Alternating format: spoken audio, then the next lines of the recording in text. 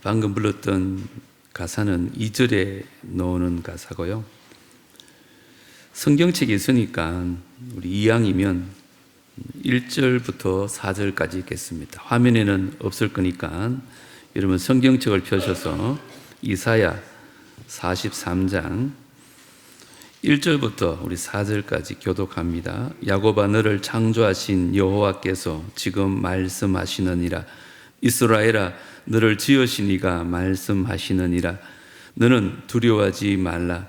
내가 너를 구속하였고 내가 너를 지명하여 불렀나니 너는 내 것이라.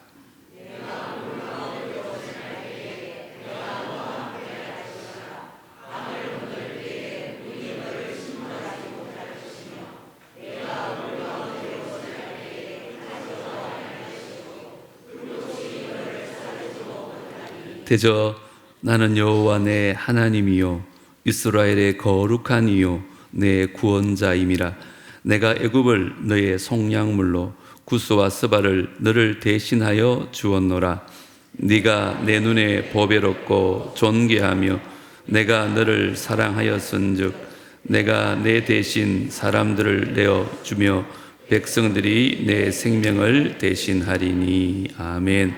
오늘 마지막 날인데 하나님의 풍성한 은혜를 사모하는 마음으로 우리 마지막으로 목사님 박수하면서 맞이하겠습니다.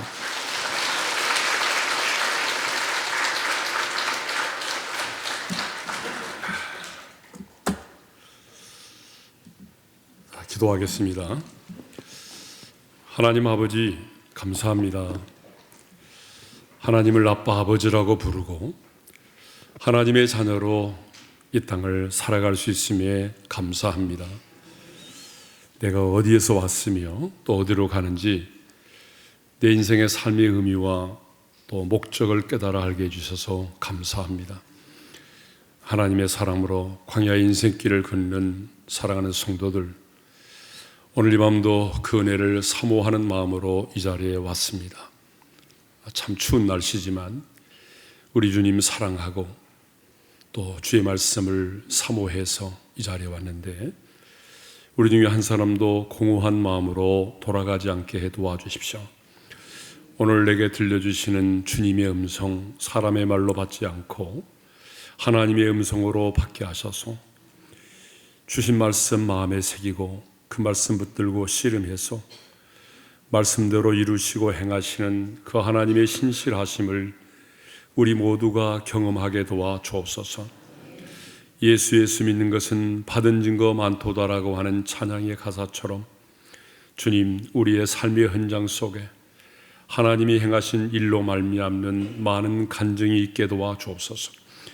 오늘 성의 마지막 날 귀한 물질 주님께 올려드립니다.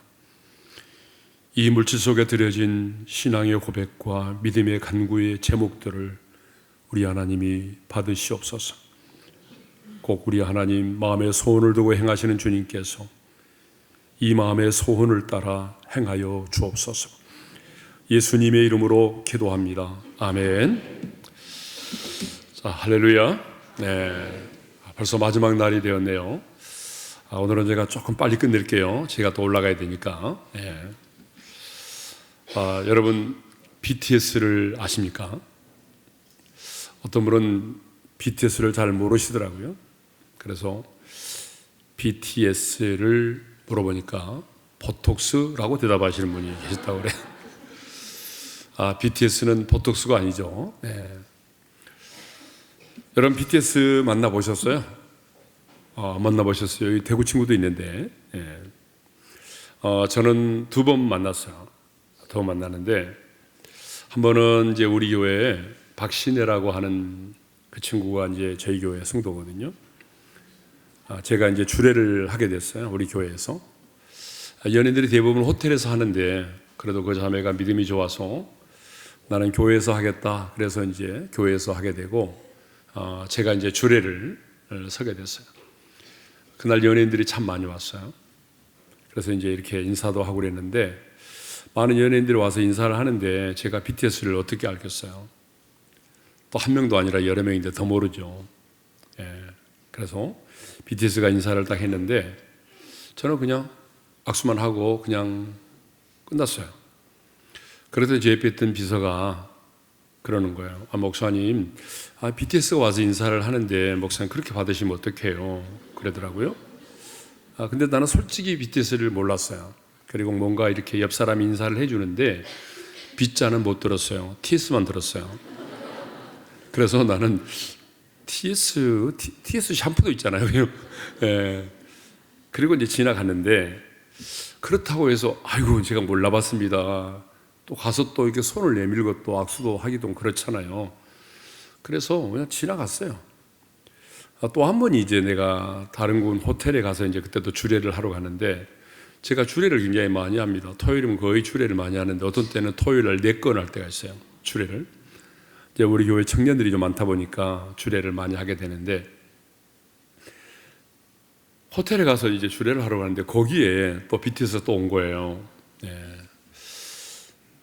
그런데 제가 BTS를 얘기하려고 하는 게 아니고 호텔에 가게 되면 이제 그 자리에서 밥도 같이 먹잖아요. 식사도 하는데 한 권사님이 저 테이블에 같이 앉게 됐어요.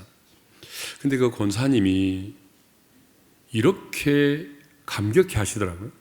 제가 흉내낼게요. 권사님이 뭐라고 말씀하시는가 하면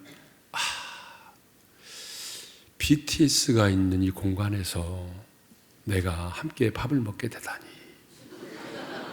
그러면서 엄청 애가 막 감격을 하시는 거예요. BTS가 있는 이 공간에서 자기가 지금 함께 밥을 먹게 됐다는 사실로 인해서 엄청나게 막 감격해서 식사를 못 하시는 거예요. 같은 테이블도 아닙니다. BTS는 그 공간 안에 있을 뿐인데도 BTS가 이 공간에 있다는 사실만으로도 감격해가지고 누가요? 권사님이. 제가 그 모습을 딱 옆에서 보면서 이런 생각을 했어요.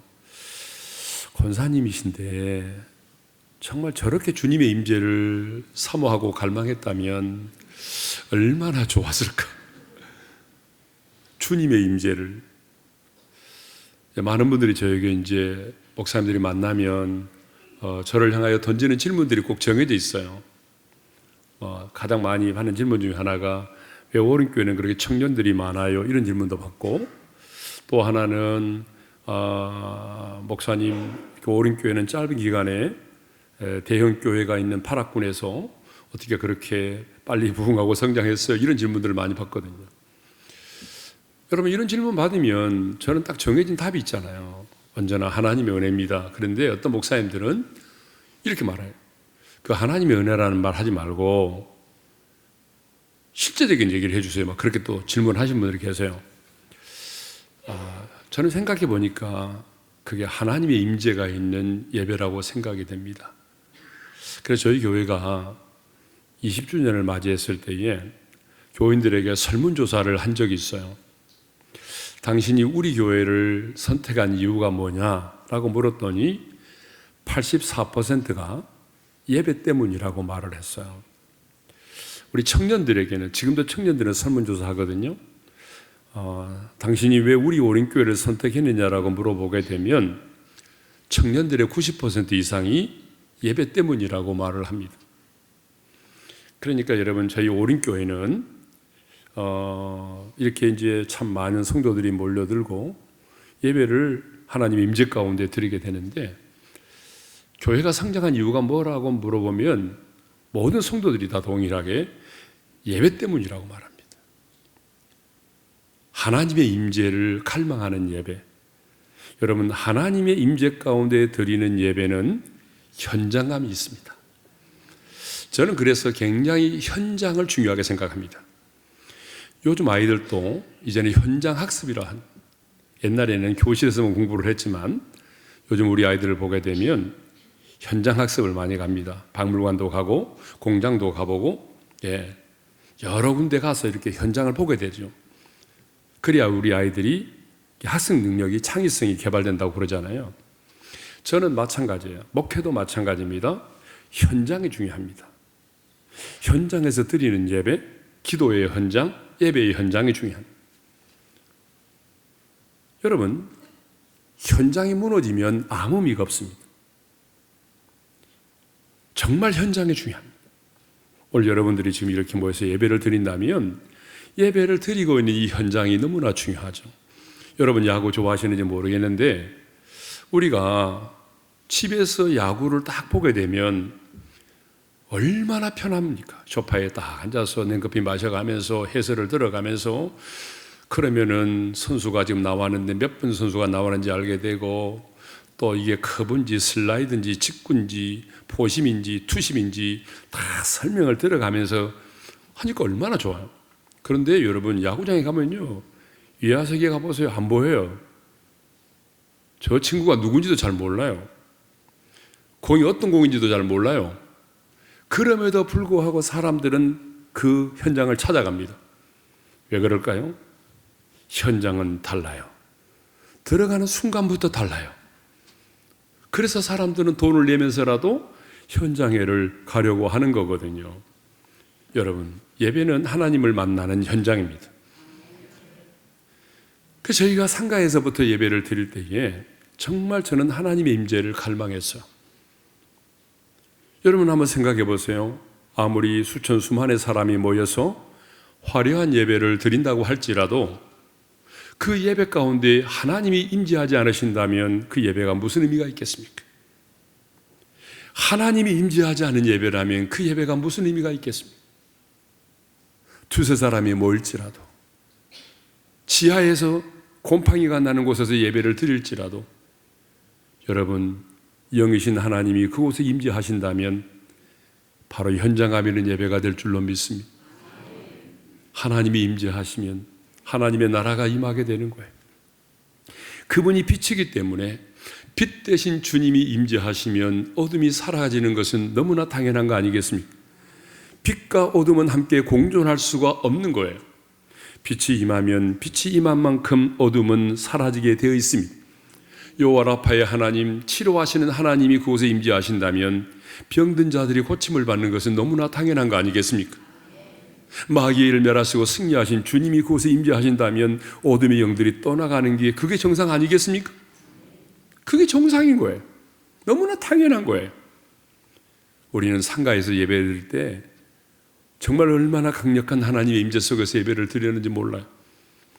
그래서 어떤 분이 한번 가끔 우리 교회 오시면 예배를 드리고 난 다음에 저한테 이렇게 말을 했어요. 목사님, 무슨 일이 터질 것 같아요. 그런 얘기를 해요, 저한테. 목사님, 예배 드리고 나면요, 어떤 일이 일어날 것만 같아요. 어떤 일이 생길 것 같아. 하나님의 일하심이 그냥 느껴진대. 여러분, 교회는 하나님의 임재가 있어야 합니다. 성령님의 운행하심이 있어야 돼요. 하나님의 임재가 있으면 여러분 당연히 교회는 성장할 수밖에 없습니다. 왜냐 그러면 하나님이 임재하시면 하나님의 일하심이 있어요. 그러니까 하나님께서 임재해 주셔야, 성령께서 운행해 주셔야 선포되는 말씀을 성도들은 사람의 말로 받지 않고 하나님의 말씀으로 받게 되고 그 말씀이 각 사람에게 역사하기 시작하는 것입니다. 저는 우리 성도들에게 가장 많이 듣는 말 중에 하나가 뭔지 알아요? 이런 말입니다. 누가 목사님한테 고자질했어? 이 말을 진짜 많이 듣습니다. 지금도 많이 들어요. 여러분의 교회도 그런 말이 좀 들려오기를 바랍니다. 누가 목사님한테 고자질했어? 여러분 무슨 말인가 하면은 여러분 우리 성도들이 예배를 드린 인원이 주일날이 13,000에서 15,000명 되는데 작년이 제가 그분들을 어떻게 알아요? 그분들의 형편과 처지를 내가 어떻게 아냐고요? 신방도 하지 않는데 어떻게 알아요? 근데 성도들은 이상하게도 주일날에 설교를 들으면 목사님이 우리 가정에 일주일 동안 있었던 이야기를 다 한다는 거예요. 너무나 분명하게 알고 있는 것처럼, 누군가가 고자질한 것처럼, 목사님이 우리 가정을 뚫어지게 쳐다보고 있는 것처럼 주일마다 그렇게 말씀하신다는 거예요. 여러분, 제가 어떻게 알고 얘기합니까? 아니에요. 저는 그냥 성령님 이 말씀에 기름 부어주시고 성령께서 각 사람에게 역사해 주십시오 라고 저는 기도를 드릴 뿐이고 그 말씀을 선포하는데, 성령님이 각 사람에게 그렇게 현장 가운데 역사하기 때문에 성도들은 그 말씀을 그렇게 받아들이는 겁니다. 중요합니다. 하나님의 임재가 있는 남부교회가 되기를 바랍니다. 하나님의 임재가 있으면요, 정말 우리 교회 너무 조그만했다고 그러잖아요. 상가교회. 의자 7개부터 시작했어요. 그 다음에 14개, 그 다음에 30개. 그 정도의 예배당이었어요. 그런데 우리는 눈물 없이는 예배를 드려본 적이 없어요. 너무 강력한 하나님의 임재가 임하니까 성도들은 손수건을 안 갖고 다녀요. 그래서 의자마다 제가 티슈를 다 준비해놨어요. 왜요? 성도들이 흘리는 눈물을 주체할 길이 없으니까. 여러분, 이 교회가 부흥회 이후에 정말 하나님의 임재가 더 충만한 예배를 드리기를 바라고, 어제 우리가 습관을 만들기로 했는데 오늘 아침에 주는 그리스도이셔 살아계신 하나님의 아들이시라고 아침에 일어난과 동시에 눈을 뜨면서 고백하신 분 손 들어 보십시오. 아, 예, 감사합니다. 네. 그런데 타짐은 했지만 나는 하지 못했다. 손 들어 보실래요? 예. 우리 목사님도 손 들어. 예. 감사해요. 그래서 여러분, 사실은 습관을 만드는 것도 나 홀로는 힘들기 때문에 누군가가 계속해서 같이 하면서 같이 이렇게 점검해 주는 사람이 필요합니다. 순식구, 구역 식구들끼리 서로 점검하고, 가족들끼리도 서로 점검하고, 아빠는 또 아이들을 점검하고, 얘들은 아빠를 점검하고, 아빠는 했어? 아빠 했지. 그리고 또 안 할 수도 없잖아요. 그리고 또 하게 되고, 이 타락한 재성을 가지고 있는 우리들은 누군가로부터 이렇게 늘 제약을 받아야 돼요. 그래서 여러분, 저는 이제 오늘 떠나가지만 여러분 안에 거룩한 습관들이 꼭 만들어지길 바랍니다. 예, 불평하고 원망하기보다는 어려운 상황 속에서도 감사하는 신앙이고 결과의 이전의 태도인 걸 깨닫고, 여러분들이 늘 작은 일에 감사하고 범사에 감사하면 여러분 그 감사가 도리어 여러분의 인생에 기적을 만들어낼 것입니다. 기적이 먼저가 아니라 감사가 먼저입니다. 아름다운 습관을 만들어서 주님이 찾으시는 주님을 닮은 거룩한 하나님의 사람들이 되시기를 바랍니다. 예. 자, 신앙생활을 하다 보게 되면 이해되는 것보다 이해되지 않는 게 많습니다. 어릴 때는 잘 모르지만 나이가 들어가면 들어갈수록 참 왜 이해가 안 되는 게 많아요. 왜 드라마에서나 볼 수 있는 이런 일들이 우리의 가정 가운데 일어나는지, 왜 드라마에서나 볼 수 있는 이런 일들이 내 자녀의 인생 가운데 일어나는지 참 이해되지 않는 게 많습니다. 그렇게 기도로 준비해서 임신을 하고 아이를 낳았는데 장애를 가진 아이가 태어났어요. 여러분, 제가 잘 아는 김태훈 선교사님이라고 몇 년 전에 우리 교회에서 간증도 했고 단일 기도회에 와서 간증도 했던 분이 계십니다. 이 김태훈 선교사님은 서울대 의대를 나왔습니다. 거기서 인턴과 레지던트를 마치고 아산병원에서 교수로 있었습니다. 이분은 우리나라에서 최고로, 어린이 간 이식에 최고로 그렇게 잘 훈련받고 있었던 분입니다. 모든 과정을 마쳤습니다. 이제 의사로서 돈을 벌 수 있는 기회가 주어졌습니다. 그런데 말입니다. 그런데 하나님께서 콜링하셨어요. 내가 원하는 곳에 네가 있어줄 수 있겠니? 내가 원하는 곳에 네가 있어줄 수 있겠니? 여러분, 얼마나 갈등이 심했겠습니까?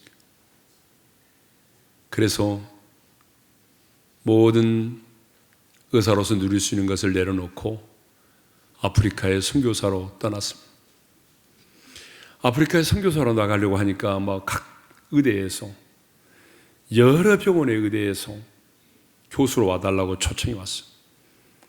그 모든 유혹을 다 떨쳐버리고 아프리카로 갔습니다. 에티오피아로 갔어요. 여러분, 이렇게 의사가, 잘 나가는 의사가 모든 것을 내려놓고 의사로 갔으면 승승장구를 해야 되잖아요. 만사형통, 운수대통. 그런데 여러분, 간지 얼마 안 되는데 파킨슨병이 왔어요. 여러분, 자기가 의사기 때문에 알잖아요. 파킨슨병이 어떤 거라는 거, 현대의학으로 안 된다는 거를. 그래서 제가 작년에 에티오피아 그분 초청으로 갔다 왔거든요. 그런데 점점 굳어지고 있죠. 말이 좀 어눌해지기 시작했고 팔을 잘 쓸 수가 없고, 그래서 이제 의사로서는 그렇게 할 수가 없기 때문에 의사로서의 사역은 하지 않지만 에티오피아에서의 젊은 청년들을 중심으로 선교 일을 하고 있습니다. 교회 개척을 하고. 그런데 여러분, 인간적으로 보게 되면 참 실패한 사람처럼 보이잖아요. 그때 떠날 때 많은 의사들이 그랬어요. 너만 예수 믿니? 나도 예수 믿어. 너 또라이 아니야? 너 또라이잖아. 여러분, 그렇게 많은 의사들로부터 비난을 받으면서 갔는데, 여러분 가자마자 촤 길이 열리면 얼마나 좋아요. 모든 것을 내려놓고 갔는데 파킨슨병이 온 거잖아요. 여러분, 참 이해가 안 되는 일이잖아요. 우리는 이 세상을 살아가면서 이해 안 되는 게 너무나 많아요. 그런데 여러분, 그보다 더 이해가 안 되는 게 있어요. 그게 뭔지 알아요? 하나님의 사랑입니다. 하나님의 사랑이에요. 여러분, 우리 인간들의 사랑은 상대적이고 조건적이고, 내가 누군가를 사랑한다고 할 때는 우리 마음속에 사랑의 커트라인이 있어요. 우리 마음속에는 사랑에 대한 나름대로의 커트라인을 가지고 있다고요. 그런데 여러분, 우리를 향한 하나님의 사랑은 이해가 안 되잖아요. 여러분, 하나님의 사랑이 이해됩니까? 영원한 하나님의 사랑, 변치 않은 하나님의 사랑, 조건이 없는 그 하나님의 사랑, 이해되십니까? 로마서에서 뭐라고 말하죠? 하나님의 사랑을. 여러분, 우리가 경건치 않을 때, 우리가 연약할 때에, 심지어는 내가 하나님과 원수된 자리에 있을 때에 그리스도께서 나를 위하여 죽으심으로 하나님에 대한 자기의 사랑을 확증하셨다라고 말하잖아요. 여러분, 이 하나님의 사랑이 이해됩니까? 참 이 세상의 사랑은요, 영원한 사랑이 없어요. 여러분 너무나도 잘 아는 정말 국민 여배우로 알려졌던 어떤 이름은 밝히지 않겠습니다. 그 여배우가 예전에 자살을 했잖아요. 그 남편도 이혼한 남편도 얼마나 있다가 또 자살했지만, 그 국민 여배우가 이 세상을 떠났을 때에 그 할머니는 그 손녀를요 얼마나 지극정성으로 보살폈어요. 정말 지극정성으로 내가 내 딸에게 못한 것을 내 손녀에게 한다. 그런데 어느 날 제가 뉴스를 보고 충격을 받았어요. 여러분 뉴스 보셨겠지만, 이 국민 여배우의 딸이 자기의 집에 이 할머니가 와 있었다는 이유만으로 주거 침입으로 경찰에 신고를 했어요. 여러분 아시죠? 주거 침입으로. 그래서 경찰이 연행이 돼가지고 조사를 받은 적이 있습니다. 이 할머니가 자신의 집에 와 있다는 이유만으로 손녀가 할머니를 신고했어요. 저는 그날 저녁에 그 가정에 어떤 일이 있었는지는 잘 모르겠어요. 또 알고 싶지도 않아요. 그러나 분명한 한 가지 사실은, 그것을 보면서 인간의 사랑은 이렇게 오래 갈 수 없구나라는 걸 깨달은 거예요. 인간의 사랑은 굉장히 조건적이구나, 우리 인간의 사랑은 영원하지 못하는구나 라고 하는 사실을 깨닫게 됐습니다. 그런데 여러분, 우리 하나님의 사랑은 영원하지요. 우리 하나님의 사랑은 끝이 없습니다. 아멘입니까? 하나님의 사랑은 변함이 없습니다. 하나님의 사랑은 무조건적입니다. 그런데 여러분, 이런 하나님의 사랑이 이해가 되십니까? 제가 오늘 목사로서 여러분들에게 하나님의 사랑을 이야기하고 있지만, 나는 지금도 그 하나님의 사랑이 내 인간의 이성으로는 이해가 되지 않습니다. 예전에 제가 하와이 코나에서 DTS를 받은 적이 있어요. 아주 오래됐네요. 한 20년 넘은 것 같아요. 그때 제가 아버지의 마음, 하나님의 사랑이라고 하는 걸 듣게 됐는데, 그때 그것을 가르치던 목사님이 이런 간증을 했어요. 무슨 얘기냐 하면, 자기는 LA에 있는 한 교회를 심우하고 있는 목사님이신데, 그때 자기가 거기에 와 있는 목사님들에게 하나님의 마음, 하나님의 사랑을 강의한대. 하나님의 사랑을 이야기하면서 그때 이렇게 말했답니다. 저도 하나님의 사랑을 이성적으로 말할 수 있습니다. 하나님의 사랑은 일시적이지 않고 영원하고 상대적이지 않고 무조건적이고 이성적으로는 나는데, 그렇게 말고 진짜 여러분이 하나님의 사랑을 압니까? 그래서 우리가 이 시간에는 제가 하나님의 사랑을 강의하지 않고 우리 모두가 다 성령 하나님에게 물어봅시다. 우리 각자가 기도하면서 성령께서 그 하나님의 사랑이 어떤 것인가를 내 마음에 깨닫게 해달라고 기도합시다. 그렇게 했대요. 그리고 자기는 강의를 끝나고 토요일에 하와이에서 LA로 돌아갔어요. 그리고 저녁에 사모님이 식사를 딱 같이 하고, 그리고 나서 이제 사모님이 식사 끝나고 난 다음에 가까이 오더니 이렇게 말을 했어요. 여보, 큰일 났어요. 뭔데? 그랬더니 자신의 아내가 이런 말을 했다는 거예요. 그 목사님에게 딸이 있었는데 딸이 임신했대요. 목사님의 딸이 임신을 했다는 거예요. 근데 더 중요한 것은 아빠가 누군지를 모른대요. 여러분, 이해가 되시죠? 아빠가 누군지를 모를 정도라 임신을 했는데, 그때 그 충격을 받은 목사님이 그렇다면 나는 교회를 사임을 해야 되겠다라고 생각을 했대요. 그래서 급히 당회를 소집을 했어요.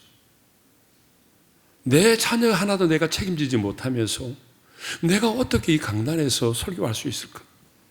그래서 장로인들에게 그 사실을 알리고 사임을 하겠다고 했더니 장로인 중에서 가장 나이 드신 장로님께서 목사님 안 됩니다. 우리가 이 교회를 세울 때 이 땅에 깨어진 다음 세대를 위해서 이 교회를 세웠는데 목사님의 자녀 하나도 케어하지 못하면서 어떻게 우리 교회가 이 시대적인 사명을 감당한단 말입니까? 안 됩니다.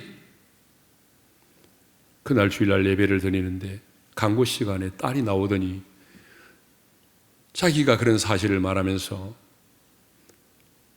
우리 아버지는 죄가 없다고. 그리고 그 딸이 얘기를 했어요. 성도들 앞에서. 만일 여러분 교회에 이런 일이 발생했다고 한다면 어떤 일이 벌어졌을까요? 난리가 났겠죠. 그때 이 성도들이 어떻게 한지 아십니까? 다 일어났어요. 그리고 그 목사님의 딸의 뱃속에 든 그 태아를 축복하는 기도를 해줬어요. 여러분 놀랍잖아요? 그 뱃속에 들어있는 그 아이를 축복하는 기도를 해줬어요. 그래서 목사님이 이렇게 얘기하는 걸 들었어요. 여러분, 사탄은 내 딸을 통해서 내 사역을 무너뜨리고 우리의 교회를 무너뜨리려고 했지만 성도들의 끝없는 사랑을 통해서 그 마귀의 관계가 수포로 돌아갔습니다. 그런데 놀라운 사실은 아내가 그렇게 소식을 전했을 때 목사님 물어봤다는 거예요. 여보, 딸이 당신에게 와가지고 그 임신의 소식을 알릴 때가 언제였어요? 정확하게 하나님의 사랑이 무엇인가를 함께 묻고 있는 기도 시간이었어요. 하나님의 사랑이 무엇인가를 성령님에게 묻고 있는 시간에 딸아이는 엄마에게 그 사실을 말했던 거예요. 여러분, 하나님의 사랑은 이해가 안 됩니다. 그래서 성경을 보게 되면 하나님께서 인간의 이성과 상식으로 이해될 수 없는 그 하나님의 사랑이 어떤 것인가를 우리에게 가르쳐주기 위해서 하나님이 여러 선지자들 가운데 호세아라고 하는 선지자를 부르셨어요. 그래서 하나님이 호세아 선지자에게 이렇게 말씀을 하셨습니다.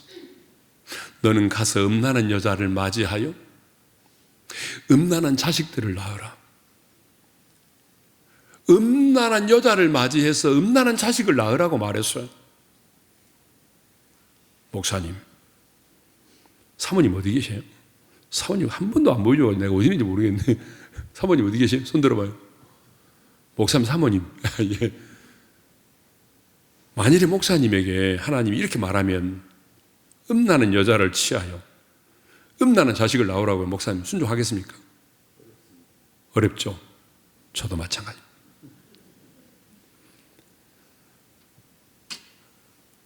제가요, 시간이 없는데 어떻게 하죠? 해야 되나 말아야 되나? 예. 하여튼 간에 시간은 중간에 끝내겠습니다. 제가 제 아내하고 결혼을 했는데 제 아내의 부모님이 예수를 안 믿었어요. 그러니까 제 아내가 대학교 때 예수를 믿어가지고 이제 저하고 연애를 하게 되는데, 그러다 보니까 안 믿는 가정이니까 제가 그때 전도사 시절에 사례비가 20만 원 받았거든요. 그러니까 얼마나 반대가 심했는지 몰라요. 예, 자기 딸이 뭐 전도사하고 교제한다고. 그래서 뭐 전화도 안 바꿔주고 교회도 못 나게 하고 성경도 막 푹 찢어버리고 막 그랬어요. 그래 뭐 지금처럼 핸드폰이 있는 시대도 아니고 가정에 집 전화 한 통 있는데 전화하면 안 바꿔주는 거예요.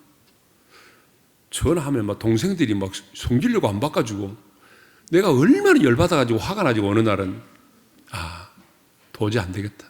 너무 자존심이 상한 거예요, 내가. 그래서 내가 안 되겠다. 진짜 내가 선 들어오면 내가 그 여자한테 내가 장가를 가야 되겠다. 딱 그렇게 마음을 먹었는데 선이 하나 들어왔어요. 그래서 제가 그날 선을 보러 가면서 내가 오늘은 웬만하면 이 여자하고 한다. 웬만하면 웬만하면 이 여자하고 한다. 다짐을 하고 청량리에 가보게 되면 옛날에 맘모스 호텔이라고 있었습니다. 혹시 아십니까? 청량리에 가보게 되면 옛날에 맘모스 호텔 2층 커피숍이 선보는 데입니다. 옛날에는. 제가 2층 커피숍에 딱 나갔어요. 웬만하면 오늘 이 여자하고 한다. 웬만하면. 그런데 하나님이 막으셨어요. 왜냐 그러면 그 선을 보러 온 여자가 이태리에서 유학을 갔다 온 사람인데 어느 대학의 강사래요. 그런데 패션 디자인 쪽에 공부를 하고 오신 분이래요. 그래서 그런지 예사롭지 않았습니다. 이 머리부터가 거의 막 군인처럼 막 스포츠로 쫙 쳤어요. 그리고 아주 검색, 나는 얼굴은 잘 기억 안 나도 지금도 짧은 가죽으로 된 미스커트를 입었어요. 더 놀라운 것은 빨간 스타킹을 신었어요. 그리고 가죽 자켓을 입었는데 얼굴은 지금도 기억 안 납니다. 그 여자가 나타나 있는 거예요. 이렇게 빨간 스타킹 신고 딱 가죽 자켓 입고 미니스커트 딱 입고 있는데, 이 여자하고 신방하면 성도들이 다 떠나겠다 싶어가지고 그래서 제가 안 했어요. 그리고 나중에 이제 제 아내한테 얘기를 했더니 아내는 지금도 그게 상처가 돼가지고 너네 아빠는 이런 사람이란다 맨날 그래요.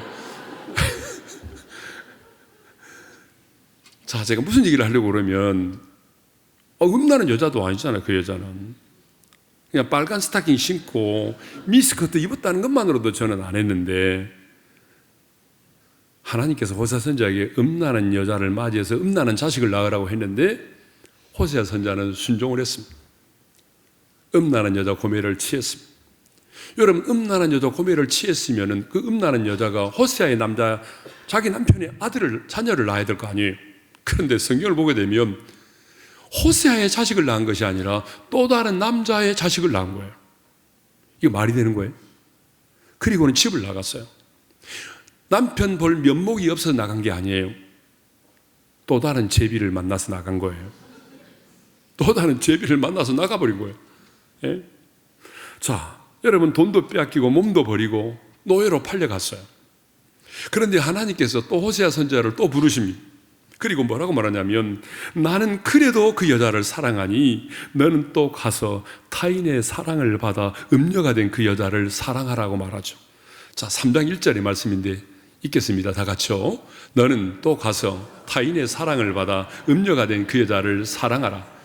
여기서 가장 와닿는 말이 무슨 말이냐면 또 가서라는 말입니다. 또 가서.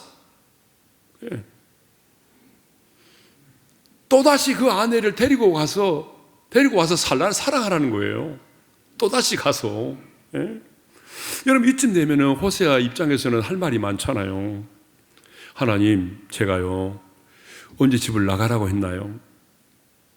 하나님, 제가 언제 그 여자하고 결혼하겠다라고 했어요? 하나님이 하라면서요.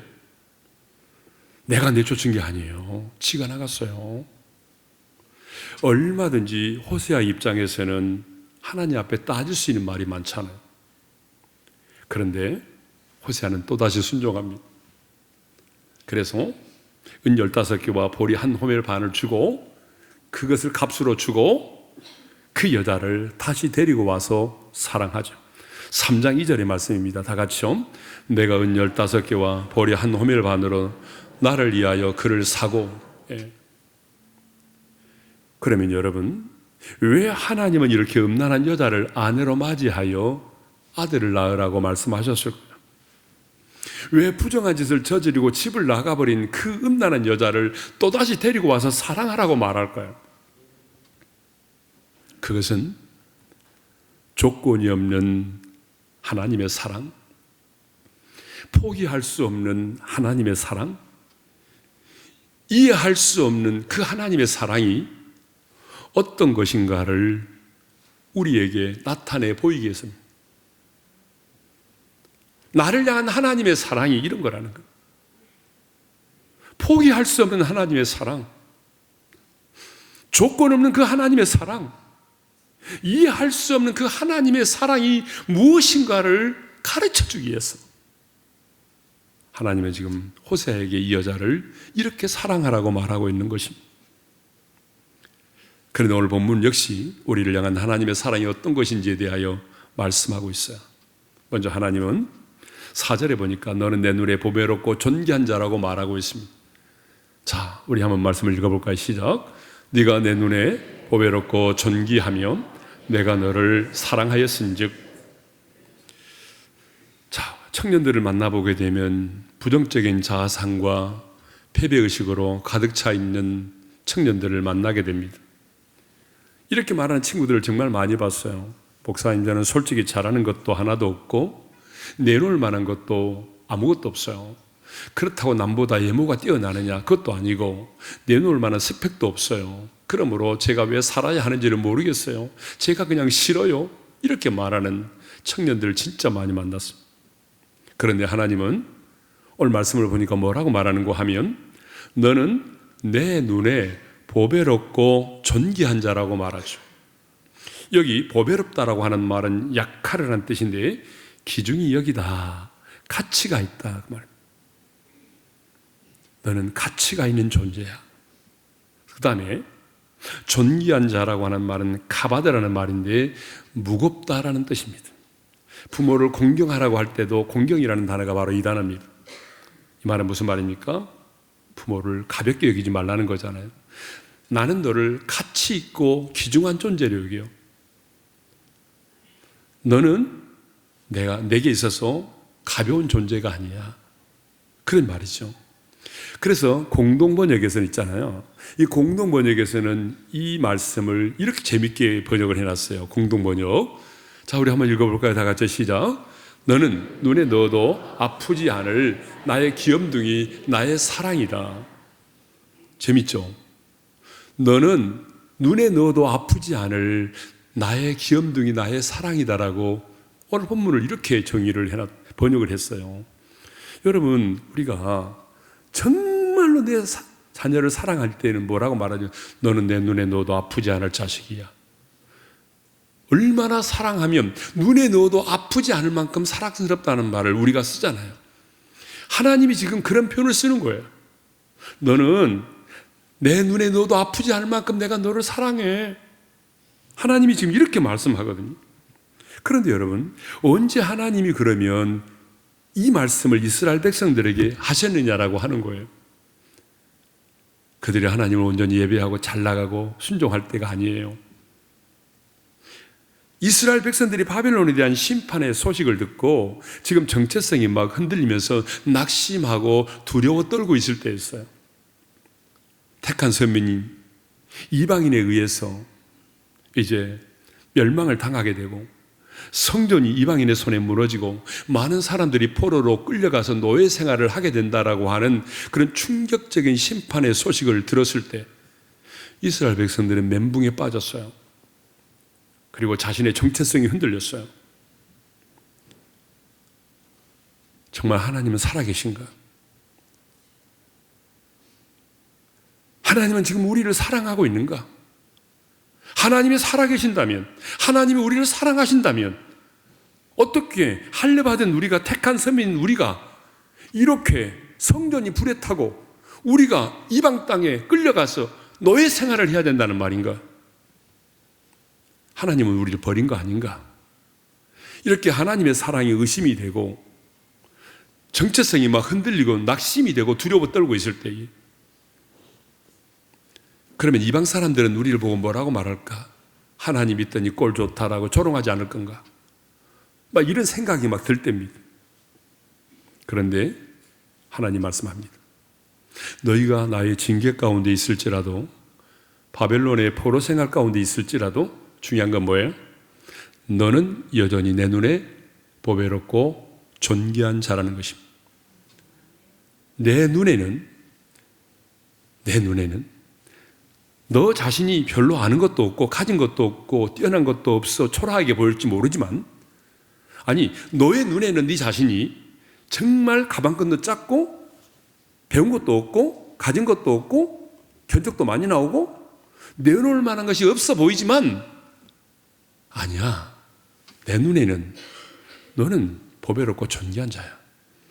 분명히 뭐라고 말씀하시죠? 내 눈에는, 너의 눈에는 아니고, 사람들의 눈에가 아니고 하나님 자신의 눈에는, 이게 중요한 겁니다.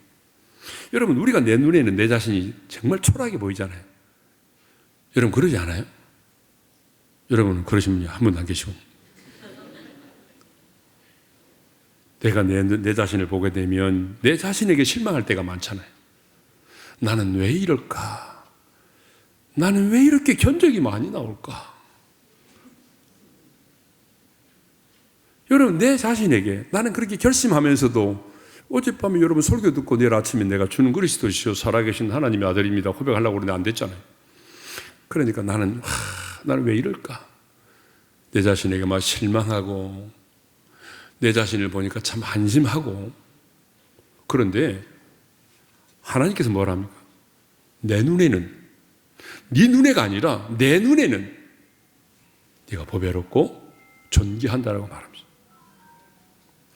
주변 사람들의 눈이 아니고 하나님의 눈에는. 여러분, 이게 중요합니다. 그러면 왜 하나님은 우리를 보배롭고 존귀한 자라고 말씀하실까? 그것은 이유가 있습니다. 첫째로, 하나님이 나를 구원하사 당신의 소유로 삼으셨기 때문입니다. 그래서 1절 말씀을 읽겠습니다. 시작. 내가 너를 구속하였고 내가 너를 지명하여 불렀나니 너는 내 것이라. 하나님의 아들 예수 그리스도께서 저와 여러분의 모든 죄값을 지불하시고 십자가에 빌려 죽으심으로 주님이 핏값으로 우리를 구원하셨어요. 사셨어요. 핏값은 뭐죠? 피는 생명이니까 하나님 당신의 생명을 주고 우리를 당신의 소유로 삼으셨어요. 그러니까 여러분, 우리는 보통 존재가 아닙니다. 하나님이 당신의 생명을 주고 하나님이 우리를 당신의 소유로 삼으셨어요. 그래서 하나님 뭐라고 하는 거예요? 너는 내 거야. 내가 내 생명을 주고 너를 샀어. 그럼 너는 내 거야. 여러분, 이 세상의 사람들도 자기의 소유를 귀하게 여깁니다. 그것도 돈을 어마어마하게 주고 샀어요. 그러면 귀하게 여기잖아요. 그런데 하나님이 당신의 생명을 주고 우리를 당신의 것으로 삼으셨으니까 하나님의 눈에는 우리가 얼마나 존귀한 자예요. 두 번째 이유, 질그릇 안에 보배를 가졌기 때문에.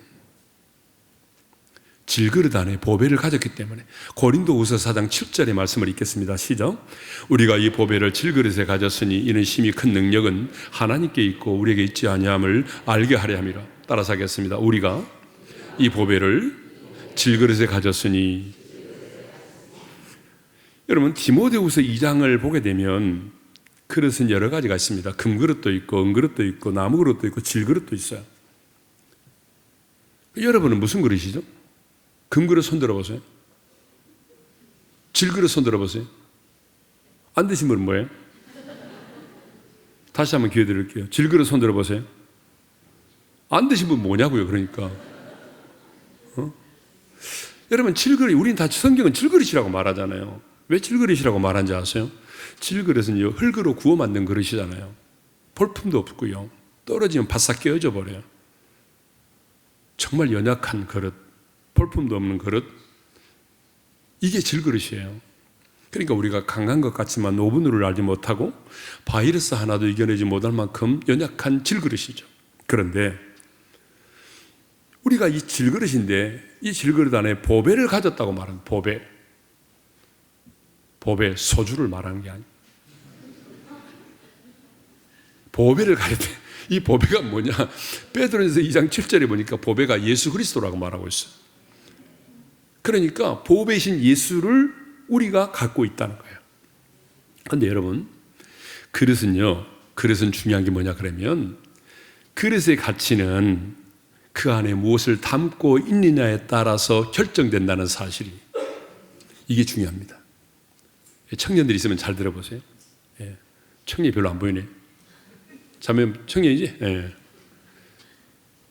그릇의 가치는 그릇이 결정하는 것이 아니라 그 안에 무엇을 담고 있느냐에 따라서 결정이 된다는 거예요. 자, 이를 한번 들어보겠습니다. 이렇게 만들어진 그릇이 있는데 금으로 만들어졌어요. 이 정도 된 거. 이 정도, 깊이 이 정도 되는 건데 금으로 만들어졌으면 이거 진짜 어마어마한 거죠. 값으로 말하면. 그런데 이렇게 만들어진 그릇인데 여기다가 소변을 봤어요. 그럼 뭐가 되죠? 어떤 그릇이 될까요? 요광이 되는 거죠. 옛날에는 다 요광이 있었잖아요. 금으로도 만들어진 그릇이지만 그 안에 소변이 담겨져 있으면 요광이 되는 거예요. 자, 그러면 여기 지금 물그릇이 있는데 이렇게 만들어진 그릇인데 금으로 만들어졌어요. 여기다가 사람들이 담배를 쫙 피고 꽁초를 버렸어요. 그럼 이게 뭐가 될까요? 잿더리. 너무 발음이 센데. 제로리.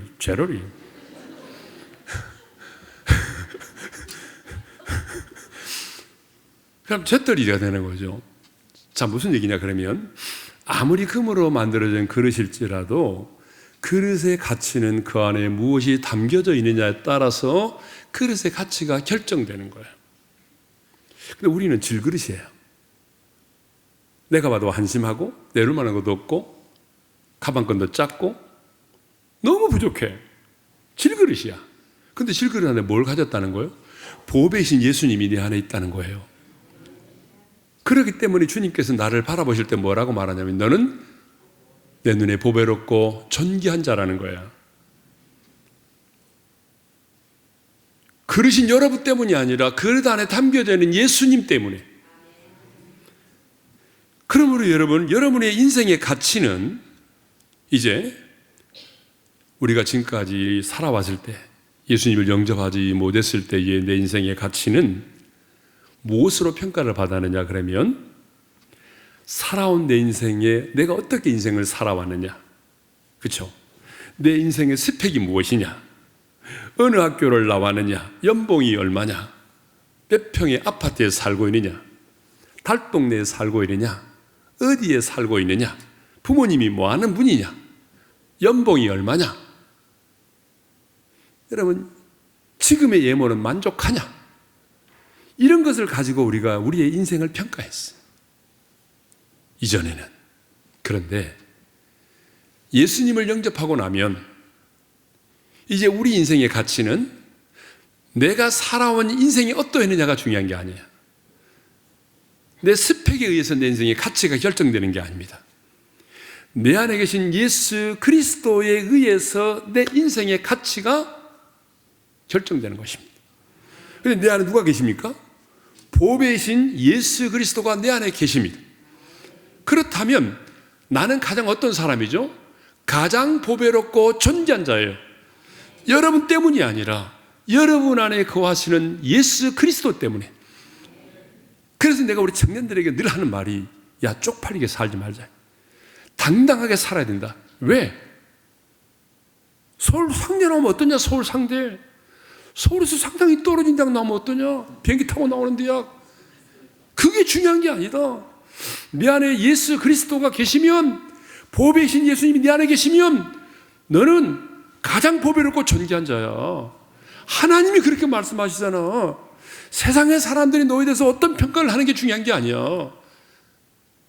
근데 믿음은 말이야, 내 자신에 대한 내 평가를 받아들이는 것이 아니라 세상 사람들에 대한 평가로 나를 평가하는 것이 아니라 하나님의 평가를 받아들이는 것이 믿음이야. 믿음이 뭔지 아세요? 하나님의 평가를 받아들이는 게 믿음이에요. 하나님이 우리를 향해서 이렇게 말하잖아요. 너는 내 눈에 보배롭고 존귀한 자야. 내가 너로 인해서 기쁨을 이기지 못한다? 그러면 그게 하나님의 평가예요. 근데 아니에요, 하나님. 저는요, 가진 것도 없고요. 예. 저는요, 얼굴 견적이 많이 나와요. 저는 한심해요. 여러분, 이렇게 생각하면 그게 믿음이 아니에요. 여러분의 평가를 받아들이는 것이 아니라 하나님의 평가를 받아들이는 게 믿음이에요. 자존감은요, 누가 나를 소중하게 봐줄 때 생기는 거예요. 그래서 김창옥 교수 있잖아요. 김창옥 교수. 그분 아세요? 그 친구가 이제 우리 교회에 여러 차례 왔는데, 예, 요즘에 조금 이제, 돈 좀 많이 번다고 그러더라고요. 항상 우리 3호 리조이스 할 때는 우리 교회 왔거든요. 1년에 한 몇 차례 왔어요. 근데 이제 조금 돈이 좀 많이 번다고. 그런데 이 김창호 교수가 하는 얘기가 뭐냐 그러면 요즘 개는요, 자신을 개라고 생각하지 않는데요. 여러분, 옛날에 욕할 때는요, 다 개자 들어갔어요. 그랬어요, 안 그랬어요? 강단에서 좀 그렇지만 옛날에는 욕할 때 보면 개 뭐예요, 다. 개 뭐 쌍시옴, 개 뭐, 지읒 들어가고 막. 옛날에는 욕하면 다 개 그랬는데 언제부턴가 이제는 엄마 갔다 올게. 여러분 그러잖아요? 엄마 갔다 올게. 그럼 잘 있어야 돼. 엄마 보고 싶었지? 언제부터 엄마가 됐어요? 그러니까 개가요, 나는 사람이 아니야. 아니, 나는 개가 아니야, 지금부터. 개가 자신이 개라고 생각하지 않는데요. 사람이 개를 사람 이상으로 만들어 놨어요. 그러니까 여러분, 개도 그렇게 사랑을 받으니까 자기가 최고인 줄 알아요. 근데 우리는 하나님이 내가 너를 보배롭고 존귀하게 여긴다라고 말하는데 우리는 이렇게 말하죠. 아니에요. 저는 아니에요. 이건 믿음이 아니에요. 그래서 여러분, 하나님의 사람은요, 그래서 자존감을 가지고 당당하게 살아야 되는 거예요. 나는 그래, 우리 자매들한테 그래서 너 정말 네가 네 자신을 사랑하지 못하고 네 자신을 존귀하게 여기지 못하면 결혼하지 마. 생각해 보세요. 내가 내 자신을 경멸하는데 누가 나를 사랑해줘요? 누가 내 자신을 막 경멸하는데 누가 나를 존귀하게 여겨주냐고요? 사람은 영적인 존재예요. 내가 내 자신을 존귀하게 여기고 나를 사랑하면요, 남도 함부로 못하는 거예요. 왜요? 내가 내 자신을 존귀하게 여기는데 누가 나를 함부로 대? 그래서 여러분, 왜 주님께서 우리를 이렇게 참 우리를 사랑하시고 보배롭고 존귀하게 여겨주시느냐? 그 말은 주님이 당신의 피를 값주고 당신의 소유로 나를 삼으셨기 때문이고 질그릇이지만 우리 안에 보배를 가졌기 때문이다. 그래서 내 자신의 평가와 하나님의 평가는 다르지만 하나님의 평가를 받아들이는 것이 믿음이다 라고 하는 것입니다. 자, 이제 좀 건너뛰겠습니다. 4절에 보게 되면 내가 너를 사랑하노라는 말씀이 있습니다. 자, 우리 4절의 말씀인데 한번 읽어보겠습니다. 시작. 네가 내 눈에 보배롭고 존귀하며 내가 너를 사랑하였은즉. 예. 누가 누구를 사랑했다라고 말하죠? 하나님 자신이 너를 사랑했다라고 말하죠. 그렇죠? 그러니까 하나님께서 오늘 여러분의 이름을 불러가지고 내가 너를 사랑하였은즉 이렇게 부르는 게 맞는 거예요. 예, 여러분 이름 넣어서 다 같이 한번 시작. 내가 은호를 사랑하였은즉. 여러분이 은호가 아니잖아요. 멍 때리고 계시다가 막 은호라고 하면 안 되죠. 예. 우리 교회는 은호가 엄청나게 많습니다. 이름이. 왜냐하면 단열 기도회 때 임신해가지고 나오면 막 다 은호라고 하죠. 그래가지고 막 은호가 은호에게 유아 세례를 줄 때가 참 많습니다. 자, 여기서 중요한 것은 누가 먼저 사랑했느냐가 중요한 겁니다. 누가 먼저. 오늘 기도하신 장로님 어디 계신가? 장로님은 누가 먼저 사랑하셨어요? 솔직히 말하면 누가 먼저 사랑을?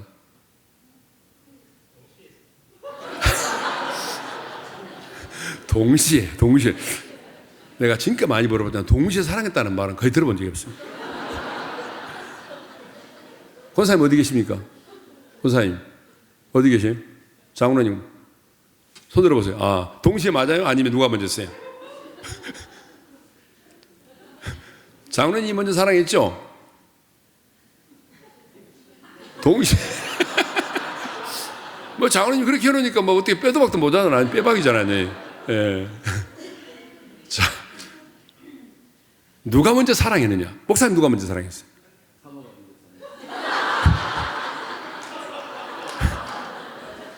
나는 지금까지 목사님 중에서 사모님 먼저 사랑했다는 말 처음 들어봐요. 여러분, 누가 먼저 사랑했느냐, 이걸 가지고 싸우는 부부들 많습니다. 당신이 먼저 했잖아. 당신이 나한테 먼저 전화했잖아. 이런데 여러분, 동등한 조건과 만남 속에서는요, 누가 먼저 사랑했느냐 이게 중요하지 않습니다. 평범한 우리들에게는 누가 먼저 사랑했느냐 이게 중요하지 않아요. 아니, 사랑하는 사람도 진짜 더 사랑하는 사람이 먼저 하는 거 아닙니까? 그런데 여러분, 비교될 수 없을 만큼의 차이가 있는 관계 속에서는요, 누가 먼저 사랑했느냐 하는 것은 너무 중요합니다. 우리는 다 보통 사람이니까 누가 먼저 사랑했느냐 이건 중요하지 않아요. 그런데 바보온달과 평강공주, 여러분 누가 먼저 사랑했죠? 평강공주가 먼저 사랑했잖아요. 여러분, 일국의 대통령이 저 섬에서 낙지를 잡고 있는 그런 처녀를 사랑했다. 이건 대단한 거잖아요. 여러분, 비교될 수 없는 상황 가운데 있는 사람 중에 누가 먼저 사랑했느냐가 굉장히 중요합니다. 하나님과 우리와의 관계도 마찬가지입니다. 내가 만일 하나님을 먼저 사랑했다면 어떻게 될까요? 근데 성경은 이렇게 말하죠. 성경은 이렇게 말하죠. 누가 먼저 사랑했다고 말하죠? 사랑은 여기 있으니 우리가 하나님을 사랑한 것이 아니요, 이렇게 말하잖아요. 하나님이 우리를 먼저 사랑했습니다. 믿습니까? 하나님이 나를 먼저 사랑했어요. 이거 너무 중요합니다. 왜냐? 내가 먼저 하나님을 사랑했다면 우리의 사랑은 영원하지 못합니다. 이미 파토났습니다. 여러분이 하나님을 사랑함으로 하나님과 나와의 사랑의 관계가 맺어졌다면 이미 그 사랑은 끝났습니다. 왜요? 우리의 사랑은 수시로 변하기 때문이죠. 그런데 하나님이 나를 먼저 사랑했습니다. 여러분이 하나님을 먼저 사랑한 게 아니고 하나님이 나를 먼저 사랑했습니다. 그러므로 그 신실하신 하나님이, 영원히 변치 않으시는 하나님이 먼저 저와 여러분을 사랑하셨기 때문에 이 사랑에는 조건이 없는 것입니다. 이 사랑은 그래서 영원한 것입니다. 그래서 이 사랑은 변치 않는 것입니다. 사도 바울이 로마서 8장에서 누가 우리를 그리스도의 사랑에서 끊으리요? 라고 말했습니다. 왜 그럴까요? 하나님이 나를 먼저 사랑하셨기 때문에 누구도 그 하나님의 사랑에서 나를 끊어놓을 수가 없다는 거죠. 내가 하나님을 사랑했다면 여러분, 이미 우리는 끝났습니다. 그런데 내가 하나님을 사랑한 것이 아니라 하나님이 먼저 나를 사랑하셨기 때문에 이 사랑은 영원하고 변치 않는 것입니다. 그래서 하나님의 사랑은 그냥 말로만 우리를 사랑하는 것이 아니고 자신의 생명을 내어주신 사랑이다 라고 하는 거죠. 그래서 3절을 보게 되면 3절 하반절에 이런 말씀이 있습니다. 내가 야곱을 너의 속량물로 구스와 스바를 너를 대신하여 주었노라, 이런 말이 있어요. 4절도 보게 되면 내가 너를 사랑하였은즉 내가 내 대신 사람들을 내어주며 백성들이 내 생명을 대신하리니. 다 이런 모든 것들은 우리 예수님이, 하나님이 우리를 사랑하시는데 독생자 예수 그리스도의 생명을 내어주시면서까지 우리를 사랑했다라고 하는 것, 사랑은 공짜가 아니다. 엄청난 대가를 지불하고 하나님이 우리를 사랑하셨다는 것을 말씀하고 있는 것이죠. 그런데 우리는 하나님이 나를 사랑하시는 것을 당연하다고 생각할 때가 많아요. 아닙니다. 진짜 우리 인생에 있어서 당연한 것은 딱 두 가지입니다. 진짜 당연한 것은 뭐예요? 내가 완벽한 죄인이라는 것. 그리고 완벽한 죄인이기 때문에 하나님의 진노를 피할 수 없고 영원한 지옥의 불못에 던짐을 받아야 한다는 것. 그것이 우리 인생에는 너무 당연한 겁니다. 그런데 하나님이 우리를 은혜로 구원해 주셨고 조건 없이 우리를 사랑해 주셨고 하나님의 자녀 삼아 주셔서 우리가 지금 이렇게 하나님의 사람으로 살아가는 거죠. 예. 사랑은 여러분 대가를 지불해야 합니다. 사랑은 수고하는 것입니다. 사랑은 희생하는 것입니다. 희생하지 않는 사랑은 없습니다. 수고하지 않은 사랑은 없습니다.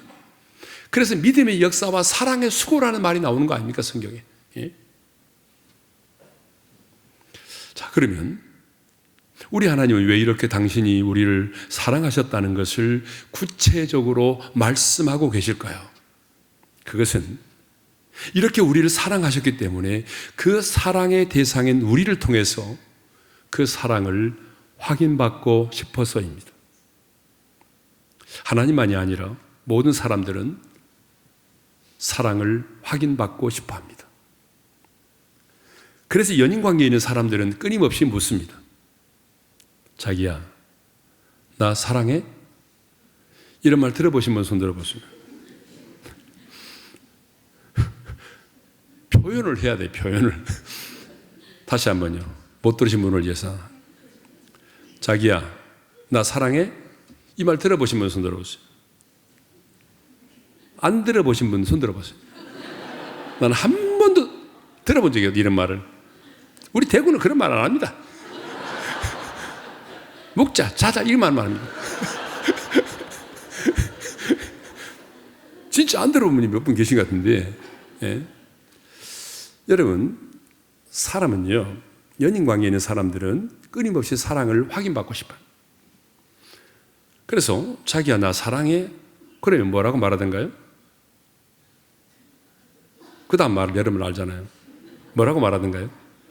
그럼 사랑하지. 그러잖아요, 여러분. 그러면 또 거기서 끝나는 게 아니죠. 그래? 얼마만큼 사랑하는데? 그러면 그 다음 나오는 말이 뭐예요? 빨리 해, 빨리 가죠. 나도 집에 가야 될 거 아니에요. 그 다음 나오는 말이 뭐예요? 하늘만큼, 막 땅만큼 그러잖아요. 예? 그런 말 들어보신 분은 들어보세요.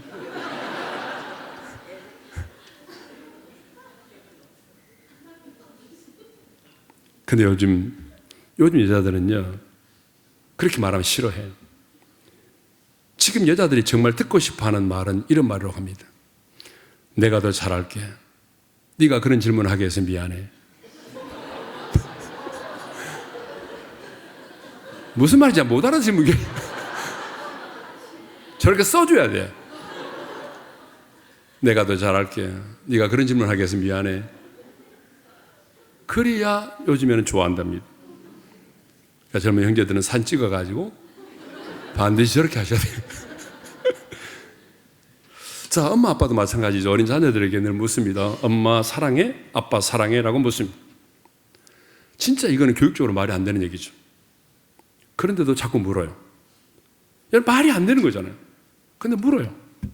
엄마를 더 사랑해? 아빠를 더 사랑해? 이건 진짜 안 되는 말이에요, 교육적으로. 그런데도 안 된다는 걸 알아요. 이건 안 된다는 걸 알지만 그래도 엄마는 물어보고 싶어요. 왜? 내가 내 자녀를 이렇게 사랑하는데 자녀는 나를 얼마나 사랑하는가 궁금해요. 그러니까 요즘 애들이 영악하잖아요. 둘이 같이 있으면 엄마도 사랑하고 아빠도 사랑하고, 엄마만 있으면 엄마를 사랑하고 아빠가 있으면 아빠만 사랑한다고 말하죠.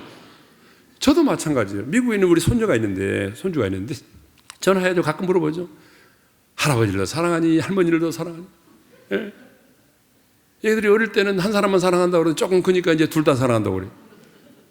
여러분, 이렇게 사랑의 관계에 있는 사람들은요, 늘 확인하고 싶어요. 왜 그런지 알아요?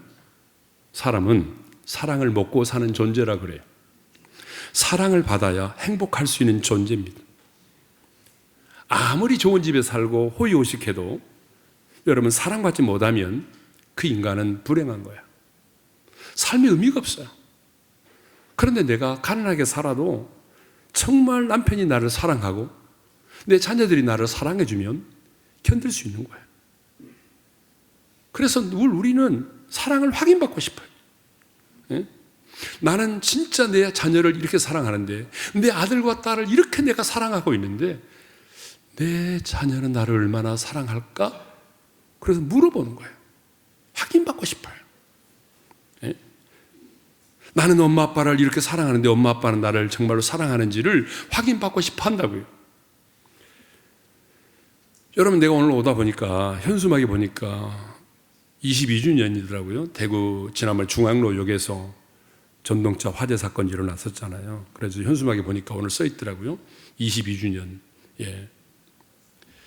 여러분, 그때 그 사고로 인해서 192명이 숨지고 148명이 다쳤잖아요. 근데 여러분, 그 당시에 사고가 처리되고 난 이후에 사건의 현장인 이 중앙로역에는 이 사고로 인해서 남편과 아내와 부모와 자녀를 잃고 슬픔에 잠긴 사람들의 사연이 기록되어 있었다고 합니다. 그런데 거기에 기록된 사연 중에 이런 사연이 있어서 소개합니다. 여러분 아마 아실 거예요. 아침 딸아이를 학교 보내고 엄마는 또 다른 일로 분주했습니다. 그때 갑자기 엄마에게 전화가 걸려왔어요. 조금 전 학교 간다고 나간 딸아이였습니다. 딸아이가 갑자기 전화해서 하는 말이 엄마, 나 없이도 살 수 있어? 라고 물었습니다. 그때 엄마는 장난 삼아서 엄마는 우리 딸 없어도 잘 사는데 라고 대답을 했습니다. 장난 삼아 넘긴 거죠. 그러자 딸아이는 또 물었습니다. 엄마, 나 사랑해? 이 물음에 엄마는 아침부터 얘가 왜 이래? 다시 한번 딸이 물었어요. 엄마, 나 사랑해? 반복하는 딸의 물음에 엄마는 짜증나는 투로 말했습니다. 얘가 아침부터 왜 이래? 엄마 바쁜데. 그리고 바로 이어서 딸아이는 이렇게 엄마에게 말했어요. 엄마, 나는 엄마 없이는 못 사는데 그래서 내가 먼저 가나 봐. 엄마 사랑해. 그리고 이상한 소리가 들리면서 전화가 끊어졌다고 합니다. 여러분, 이것이 엄마와 딸의 마지막 통화였어요. 엄마는 죽어가는 딸에게 마지막 한마디 사랑한다는 말을 해주지 못했던 것에 대해서 가슴 아파하면서 이 사연을 그 사고 현장에 남겼습니다. 사랑하는 성도 여러분, 딸이 죽어가면서도 듣고 싶어 했던 말은 뭐예요? 엄마, 나 사랑해 라는 말이었습니다. 여러분, 불길이 막 치솟고 뜨거운 연기가 자욱하고 숨을 쉴 수 없는 그 상황 속에서도 딸은 엄마, 나 사랑해? 엄마의 사랑을 확인받고 싶었던 것입니다. 그리고 엄마를 사랑했던 그 딸은 엄마 사랑해라는 말을 마지막으로 남기고 이 세상을 떠났습니다.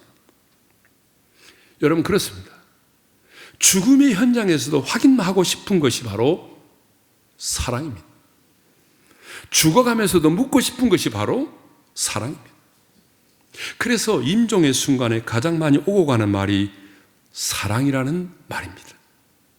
떠나는 사람도 사랑했다라고 말하죠. 떠나보내는 사람도 여보 사랑해. 그동안 고마웠어요. 아빠 사랑해요.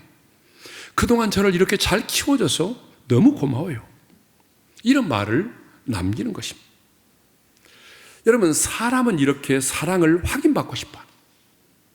그런데 우리 하나님 역시도 사랑을 확인받고 싶어 하십니다.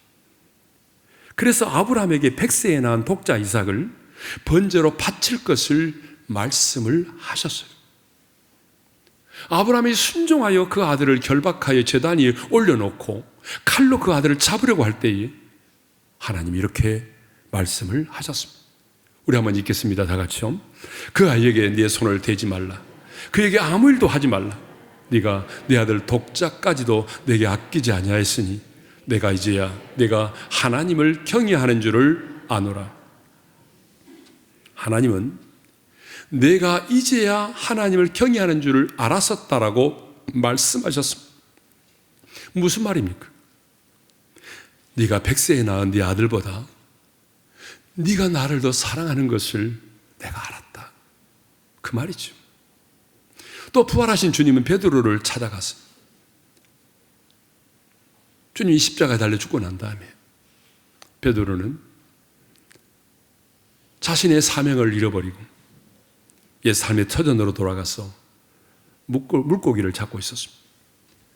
그때 부활하신 주님이 베드로를 찾아오셨습니다. 그리고 이렇게 물으셨어요. 요한의 아들 시몬아, 네가 나를 사랑하느냐? 주님은 한 번만 물으신 것이 아니라 3번이나 반복하여 물으셨습니다. 왜 주님이 물으셨을까요? 베드로에게 지난날의 아픔과 상처를 다시 드러내가지고 베드로를 정죄하기 위해서입니까? 아닙니다. 주님이 그 현장에 찾아가셔서 요한의 아들 시몬아, 네가 나를 더 사랑하느냐라고 물으셨던 것은 그 무너졌던 사도의 권위를 다시 한번 회복시켜 주시고 이전보다도 주님을 사랑하는 마음을 가지고 다시 사명자의 길을 갈 수 있도록 하기 위해서입니다. 왜 주님께서 베드로에게 네가 나를 더 사랑하느냐고 물으셨을까요? 그것은 우리의 신앙과 사역의 모든 동기는 주님에 대한 사랑이어야 하기 때문입니다. 우리의 신앙생활의 모든 동기는 주님에 대한 사랑입니다. 여러분, 이렇게 추운 날에 왜 이곳에 와서 하나님 예배하죠? 뭔가를 얻기 위해서가 아니라 내가 그 주님을 사랑하기 때문입니다. 내가 그 주님을 사랑하기 때문에 오늘 또 우리는 이 예배의 자리에 와서 주님을 예배하는 것입니다. 여러분, 왜 이렇게 추운 날에 주차장들 너무 수고 많이 하시더라고요. 왜 수고하죠? 왜 교사로? 왜 찬양대로? 왜 수고하시죠? 내가 주님을 사랑하기 때문이죠. 우리의 신앙과 생활의 모든 동기는 여러분, 주님을 사랑하는 것입니다. 사랑하기 때문에 우리는 이 길을 걷는 거예요. 나를 향한 그 주님의 사랑을 내가 알기에, 나를 향한 그 주님의 사랑은 끝이 없고 영원하고 무조건적이기 때문에 끊을 수 없는 하나님의 사랑임을 내가 알기에 오늘도 우리는 그 주님을 사랑합니다라고 고백하며 이 좁은 길을 묵묵히 걸어가는 것입니다. 신앙생활의 모든 동기는 주님에 대한 사랑입니다. 그래서 오늘 집회를 마무리하는 이 시간에 주님은 우리 모두 한 사람 한 사람에게 물으십니다. 여러분의 이름을 불러가면서 너는 정말 나를 사랑하니? 나는 정말 너를 이렇게 사랑하는데 너는 나를 이렇게 얼마나 사랑하니라고 물으십니다. 이 물음에 여러분의 고백이 무엇입니까? 이 물음 앞에 주님, 내가 당신을 사랑합니다 라고 고백할 수 있는 우리 모두가 되기를 바랍니다. 이제 다 같이 우리 일어나서서 찬양하겠는데, 자, 아주 오래된 찬양입니다. 갈릴리 호숫가에서 주님은 은호에게 여러분의 이름을 넣어서 이거 1절 부르고 난 다음에 곧바로 이와 같은 때엔 난 노래 안에 이어서 부르겠습니다.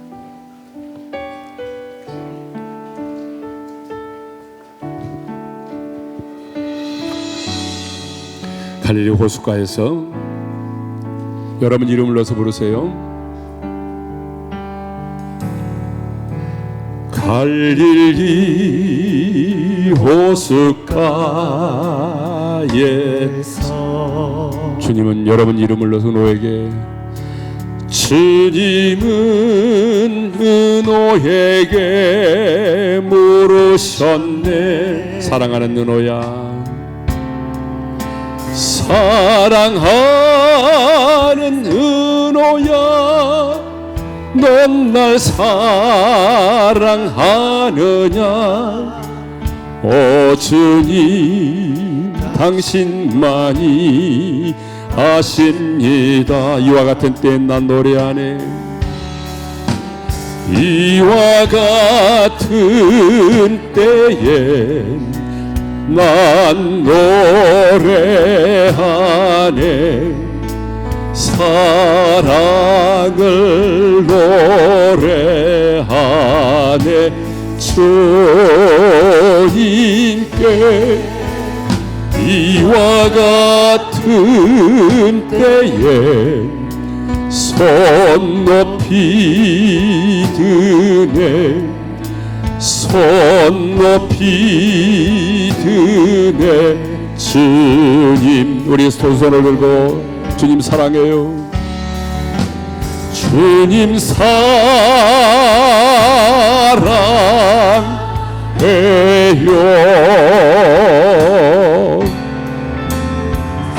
사랑해요.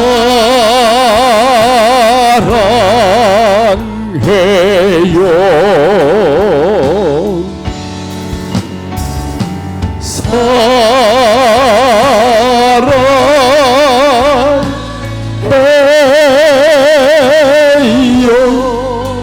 주님 사랑. 다시 한번 주님 사랑해요. 주님 사랑해요. 주님 사랑해요.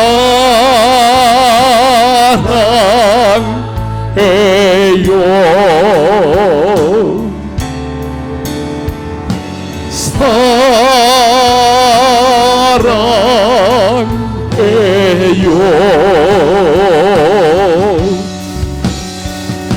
사랑해요.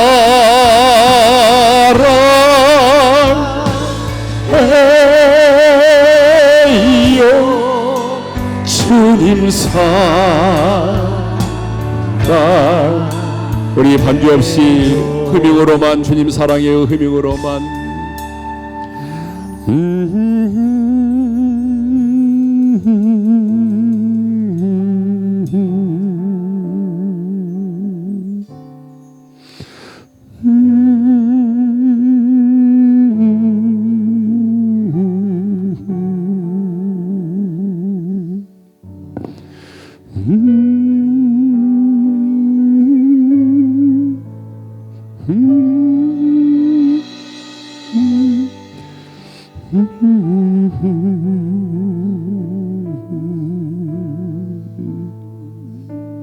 사랑하는 성도 여러분, 여러분은 하나님의 사랑을 이해하십니까? 저는 하나님의 사랑을 설교하지만 아직도 그 하나님의 사랑이 이해가 되지 않습니다. 어떻게 세상을 창조하신 하나님이 피조물인 나를 사랑할 수 있단 말입니까?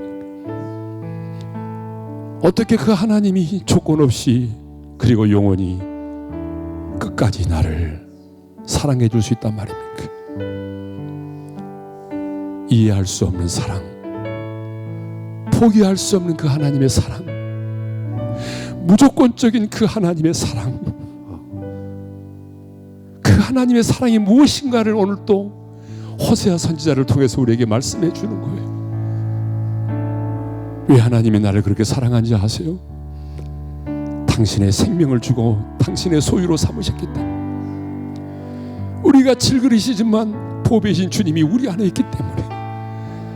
그래서 주님은 우리를 향해서 내가 너를 사랑했다라고 말하고, 내가 너를 보배롭고 존귀하게 여기노라고 말하고, 나를 그토록 사랑하신 주님은 오늘 우리 한 사람 한 사람에게도 물으십니다. 나는 너를 이렇게 사랑하는데 너는 나를 이렇게 얼마나 사랑하니?